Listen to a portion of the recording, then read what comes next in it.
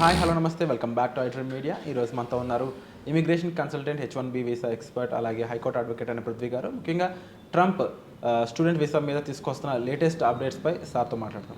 Hi sir. నమస్తే Virat. Sir, Trump latest student వీసాకు సంబంధించిన విషయాలపై ఎటువంటి అప్డేట్స్ తీసుకొస్తున్నారు, ఎటువంటి రూల్స్ అండ్ రెగ్యులేషన్స్ అనేవి క్రియేట్ చేయడం జరగబోతుందంట? ట్రంప్ అతను డిక్లేర్ చేసినట్టు నేనంటే I don't want to make people so much worried about Trump. India friendly person అతను, no doubt of it. Okay. మనకి కొంచెం వరి అవ్వాల్సింది ఏంటంటే బ్యాన్ ఎంట్రీ అని చెప్పి అతను ఫస్ట్ గవర్నెన్స్లో తను ఒక నిర్ణయం తీసుకున్నాడు. కొన్ని కంట్రీస్ని వీసాలు బ్యాన్ చేస్తాడు, అసలు మీరు రావద్దు, ఇండియా మా కంట్రీకి రావద్దు అని చెప్పి ఒక 7 కంట్రీస్ మీద డిక్లేర్ చేశాడు, యుఎస్ రావద్దు అని చెప్పేసి. తర్వాత అది సుప్రీంకోర్టు వరకు వెళ్తే దాంట్లో మళ్ళీ అంటే కొన్ని కమ్యూనల్ కంట్రీస్, కొన్ని ముస్లిం కంట్రీస్ మీద వెళ్తే తర్వాత మళ్ళీ 2 మిగతా కంట్రీస్ని పెట్టి అసలు నాకేమీ అటువంటి డిఫరెన్సెస్ ఏమీ లేవు, నేను రావద్దు అంటాను, నా రీజనింగ్ ఉంది అని చెప్పేసి ఏదో దాని ఏదో సమర్థించుకున్నాడు. అప్పుడు కాంగ్రెస్లో తనకు పెద్ద పవర్ లేదు, లోవర్ హౌస్లో అప్పర్ హౌస్. కానీ ఇప్పుడు అతనికి విపరీతమైన పవర్ ఉంది ఆల్రెడీ. ఇప్పుడు క్రిస్మస్ టైం విరాట్. క్రిస్మస్ టైంలో ఏంటంటే జనరల్గా ఎక్కువ అక్కడ ఉండేటువంటి ఇమైగ్రెంట్స్ అందరూ కూడా వాళ్ళ ఓన్ కంట్రీకి రావటం జరుగుతుంది. అట్లాగే ఇండియన్స్ కూడా ఇక్కడ ఇండియాకి వచ్చి మళ్ళీ క్రిస్మస్ అయ్యాక వెళ్ళటం అనేది సర్వసాధారణంగా జరిగేటువంటి విషయం. కొన్ని యూనివర్సిటీస్ ఏం చేస్తున్నాయంటే మీరు వెళ్ళినా సరే ట్రంప్ ప్రెసిడెంట్ సీట్లో కూర్చునే లోపల వచ్చేసేయండి ఇక్కడికి వెళ్తున్నారు, భయపడుతున్నారు. ఓకే. బ్యాన్ ఎంట్రీ వీళ్ళకి వస్తుందేమో అని చెప్పేసి, ఏదైనా జరగచ్చు, ఎందుకు అనవసరంగా వెనక్కి వచ్చేసేయండి అని చెప్పేసి. స్టూడెంట్కి ఎందుకంటే స్టూడెంట్ ఆ యూనివర్సిటీస్ అక్కడికి వెళ్ళారంటే ఒక క్లాస్కి వచ్చేసరికి ఒక 50 మెంబర్స్ ఆఫ్ స్టూడెంట్స్ ఉన్నారు అనుకోండి. 50 మెంబర్స్ ఆఫ్ స్టూడెంట్కి మళ్ళీ వెనక్కి రావాలని కోరుకుంటాయి యూనివర్సిటీస్, క్లాస్ లెక్చర్స్ కానీ ప్రొఫెసర్స్ కానీ ఎవరైనా. అందుకని వీళ్ళు వెనక్కి వచ్చేసేటట్టు ముందు రెగ్యులేషన్స్ వాళ్ళు వార్నింగ్ చెప్పండి, వెనక్కి వచ్చేసేసేయమండి అని ప్రతి ఒక 2-3 రెప్యుటెడ్ యూనివర్సిటీస్ అయితే ఖచ్చితంగా వాళ్ళు వెనక్కి నోట్ ఇచ్చారు, వాళ్ళకి మెయిల్స్ పెట్టారు, మీరు వెనక్కి జనవరి ఈ టైం కల్లా వెనక్కి వచ్చేసేసేయండి.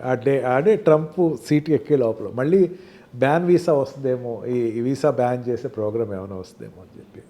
కానీ స్టూడెంట్ వీసాలో వెళ్ళిన వాళ్ళు, అక్కడ ఏదైతే యూఎస్కి వెళ్ళిన వాళ్ళు ఎవరైతే ఉన్నారో, మోస్ట్ ప్రాబబ్లీ మన తెలుగు రాష్ట్రాల నుంచి వెళ్ళిన వాళ్ళు ఎవరైతే ఉన్నారో మ్యాక్సిమం అందరూ కూడా రెప్యుటెడ్ యూనివర్సిటీస్లోకి వెళ్ళి జాయిన్ అవుతున్నారు వాళ్ళు.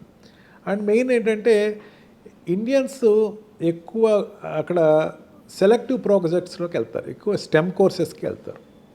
అంటే నాన్ స్టెమ్ కోర్సెస్కి వెళ్ళేవాళ్ళు చాలా తక్కువ మంది ఉంటారు. అంటే ఈ science, technology and engineering, maths వీటిల్లో వెళ్ళే వాళ్ళు ఎక్కువ ఉంటారు. ఇంజనీర్స్ ఎక్కువ మంది వెళ్తారు, లేదా డాక్టర్స్ ఎక్కువ మంది వెళ్తారు. మిగతా ఫీల్డ్స్ నుంచి వెళ్ళేవాళ్ళు చాలా తక్కువ ఉంటారు. అంటే ఫిలిం ట్రైనింగ్ ప్రోగ్రామ్స్ కానీ, లేకపోతే ఈ ఓషనోగ్రఫీ కానీ, పైలట్ ట్రైనింగ్ ప్రోగ్రామ్స్ కానీ వెళ్ళేవాళ్ళు, అంటే F1 వీసా మీద వెళ్ళేవాళ్ళు ఎక్కువ మంది ఉంటారు. ఇంకా అనేక రకాల వీసాలు ఉంటాయి, స్టూడెంట్స్లోనే అనేకమైన డిస్క్రిమినేటెడ్ వీసాస్ ఉంటాయి, M1 వీసా అని చెప్పి. కానీ దానిలో కన్నా మెయిన్ F1 వీసా మీద వెళ్ళేవాళ్ళు ఎక్కువ మంది ఉంటారు. ఈ వెళ్ళే వాళ్ళకు ఇండియన్స్ మనకి ఒక 3 లక్షల మంది మన ఇండియన్స్ ఉంటే దాంట్లో ఆల్మోస్ట్ ఆల్ 70 to 80% ఈ స్టెమ్ ప్రోగ్రామ్స్లో వీళ్ళకి ఎటువంటి ప్రాబ్లం అయితే లేదు. ఈవెన్ ఇప్పుడున్న గవర్నెన్స్ కాదు, ఎప్పుడొచ్చిన గవర్నెన్స్ అయినా వీళ్ళతో అవసరం ఎప్పుడు ఎక్కువే ఉంటుంది. ఇక్కడ నుంచి వెళ్ళేవాళ్ళు క్రీమ్ వెళ్తారు అక్కడికి. క్రీమ్ తోటి ఎప్పుడు ఏ కంట్రీ గొడవ పెట్టుకోదు, ఏ గవర్నమెంట్ గొడవ పెట్టుకోదు. క్రీమ్ మీరు వెళ్ళిపోండి అనరు. ఇప్పుడు బాగా చూసుకోండి, బాగా గుర్తుపెట్టుకో విరాట్, ఫస్ట్ ర్యాంక్ వచ్చినాడు లేకపోతే హై ర్యాంక్ వచ్చినాడు యూఎస్ వెళ్ళడానికి ట్రై చేస్తాడు. ఆఫ్కోర్స్. అంటే ఆడ క్రీమ్ వెళ్తున్నట్ట లేదా? అవును. క్రీమ్ని ఏ కంట్రీ వదిలిపోదు. సో వాళ్ళకి ఇప్పటికీ జాబ్ ఆపర్చునిటీస్ అని వైడే, వాళ్ళకి వైడ్గానే ఉంటుంది ఆ ఛాన్సెస్. వాళ్ళకి ఓపీటీ ప్రోగ్రామ్స్ ఉంటాయి, తర్వాత సిపిటీ ప్రోగ్రామ్స్ ఉంటాయి, తర్వాత స్టెమ్ ఎక్స్టెన్షన్ ప్రోగ్రామ్స్ ఉంటాయి, తర్వాత వాళ్ళకి అక్కడ ఆపర్చునిటీస్, వాళ్ళకి క్యాంపస్ సెలెక్షన్స్ ఉంటాయి. ర్యాంకర్స్ మీరు అక్కడికి వెళ్తున్నప్పుడు మెయిన్ ఏంటంటే ఇండియా నుంచి ఎస్పెషల్లీ తెలుగు స్టేట్స్ నుంచి వెళ్ళే వాళ్ళు ర్యాంకర్సే ఉంటారు ఎక్కువ. వాళ్ళు అక్కడికి వెళ్ళిపోతారు, బాగా చదివే వాళ్ళు అండ్ వర్త్ ఉన్న వాళ్ళు, వర్త్ తోటి వెళ్ళే వాళ్ళు ఎక్కువ మంది. వీళ్ళకి ఎప్పుడు ప్రాబ్లం లేదు.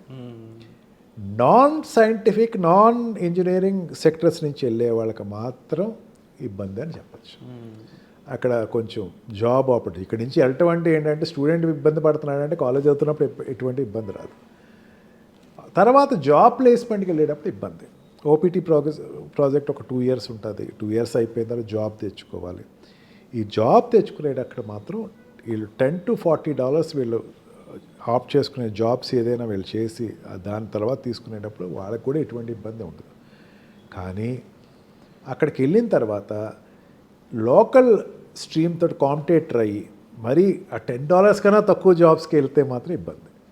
అండ్ మోర్ దాన్ $40కి వెళ్ళి జాబ్స్ చూస్తున్నా సరే అంటే మేనేజ్మెంట్ సెక్టర్స్లోనూ హై క్వాలిఫైడ్ జాబ్స్లోకి వెళ్ళే వాళ్ళకి ఇబ్బంది ఉంటుంది కొంచెం. వాళ్ళిద్దరి మీద కాన్సన్ట్రేట్ చేస్తాడు. వాళ్ళిద్దరి మీద తక్కువ పర్సంటేజ్ ఉంటుంది కాబట్టి యాజ్ ఓవరాల్ చెప్పాలంటే ఇండియన్ స్టూడెంట్స్ అక్కడ ఉన్న వాళ్ళకి ఇబ్బందులు తక్కువే ఉంటాయని చెప్పచ్చు. ఎందుకంటే వాడికి కావాల్సింది ట్రంప్ కావాల్సింది క్రీమే, మనం ఇచ్చేది క్రీమే, ఇక్కడి నుంచి వెళ్ళేవాళ్ళు క్రీమే. క్రీమ్కి ఎప్పుడు ఇబ్బంది ఉండదు విరాట్. క్రీమీ సెక్టర్ ఎవరైతే మేధావులు ఎవరైతే వెళ్తున్నారో వాళ్ళకి ఎప్పుడూ ప్రాబ్లం ఉండదు. వాళ్ళకి ఎప్పుడు ఎంకరేజ్మెంటే ఉంటుంది ఎక్కువ. సో ట్రంప్ అనే పర్సన్ అయినా ఎవరైనా సరే అక్కడ పెట్టే రూల్స్ అండ్ రెగ్యులేషన్స్ అనేవి స్ట్రిక్ట్ చేసేదంతా కూడా అన్నెసరీ అన్వర్తి పీపుల్కి ఎక్కువ ఇబ్బందులు ఉంటుంటాయి. అండ్ మోస్ట్ ప్రాబబ్లీ వాళ్ళకి యూస్ఫుల్ అయ్యే పీపుల్ అందరూ కూడా welcome always. And most probably అక్కడికి వెళ్ళిపోయి రాంగ్ మెథడాలజీస్తో సెటిల్ అవ్వాలనుకున్న వాళ్ళు కొంచెం ఇబ్బంది ఉంటుంది. ఓకే, ఇది ఒక ప్రాబ్లం. వాళ్ళు కొంచెం వాళ్ళు చూసుకోవాలి.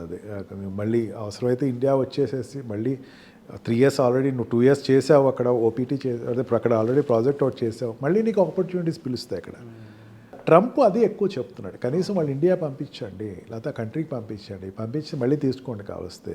బట్ కంటిన్యూటీ అనేది ఆ ప్రాజెక్ట్ కంటిన్యూటీ చేయటం అనేది Trump is little against right. So ఓవరాల్గా డెఫినెట్లీ తన కంట్రీ కోసం తను చేస్తున్న పని అయితే మాత్రం క్లియర్గానే ఉంది. It's an appreciable job definitely. And నిజంగా అలాంటి డెసిషన్ తీసుకున్నప్పుడు మన సైడ్ నుంచి మనం వర్తున్న వాళ్ళకైతే ఇబ్బంది లేదు కాబట్టి ఎవరైతే unnecessary thoughts just for the sake of name and fame మనం ప్రీవియస్ ఎపిసోడ్ డిస్కస్ చేసినట్టు అలాంటి వాళ్ళకి మాత్రం ఇబ్బందులు అనేవి ఉంటూ ఉంటాయి.